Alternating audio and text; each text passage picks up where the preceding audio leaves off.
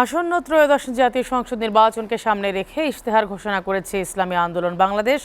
জনপ্রত্যাশার বাংলাদেশ শীর্ষক এই ইশতেহারে ৩০টি মৌলিক দফা এবং ১২টি বিশেষ কর্মসূচি অন্তর্ভুক্ত করা হয়েছে। বুধবার রাজধানীর পুরানা পল্টনে কেন্দ্রীয় কার্যালয় থেকে আনুষ্ঠানিকভাবে এই ইশতেহার ঘোষণা করেন দলটির আমির চরমনাই পীর মুফতি সৈয়দ মোহাম্মদ রেজাউল করিম। শাহরিয়ার জামান দ্বীপের প্রতিবেদন। আসন্ন ত্রয়োদশ জাতীয় সংসদ নির্বাচনকে সামনে রেখে ঘোষণা করা হয়েছে ইসলামী আন্দোলন বাংলাদেশের মৌলিক ইশতেহার। বুধবার রাজধানীর পুরানো পল্টনের আইবিএ মিলনায়তনে দলটির নির্বাচনী ইশতেহার ঘোষণা করেন ইসলামী আন্দোলন বাংলাদেশের আমির এবং চরমনাই পীর মুফতি সৈয়দ মোহাম্মদ রেজাউল করিম।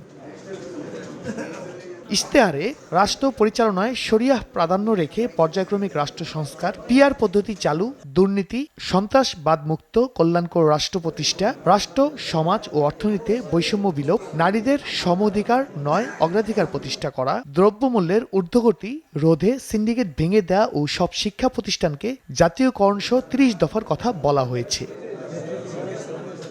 মুফতি সৈয়দ মোহাম্মদ রেজাউল করিম বলেন, স্বাধীনতার যুদ্ধ ও জুলাই গণঅভ্যুত্থানের মধ্য দিয়ে যে জনপ্রত্যাশার উন্মেষ ঘটেছে তা রাষ্ট্র পরিচালনায় প্রতিফলিত করার অঙ্গীকার নিয়েই এই ইশতেহার। জনপ্রত্যাশার ইশতেহার, কারণ মহান স্বাধীনতার যুদ্ধ এবং জুলাই গণঅভ্যুত্থানের মধ্য দিয়ে যে জনপ্রত্যাশার উন্মেষ ঘটেছে তা রাষ্ট্র পরিচালনায় প্রতিফলিত করার অঙ্গীকার নিয়েই আমাদের এই ইশতেহার। সারা দেশের ভিতরে সর্বশ্রেণী সর্বমহলে এমনকি সংখ্যালঘুদের কাছেও আমাদের গ্রহণযোগ্যতা এবং আন্তরিকতা আমরা অনেক পাইতেছি এবং আল্লাহর রহমতে আশা করি যে আল্লাহর রহমতে আমরা বিজয় হব ইনশাআল্লাহ।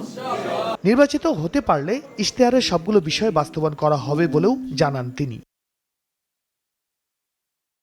শাহরিয়ার জামান দ্বীপ, এসএ টিভি, ঢাকা।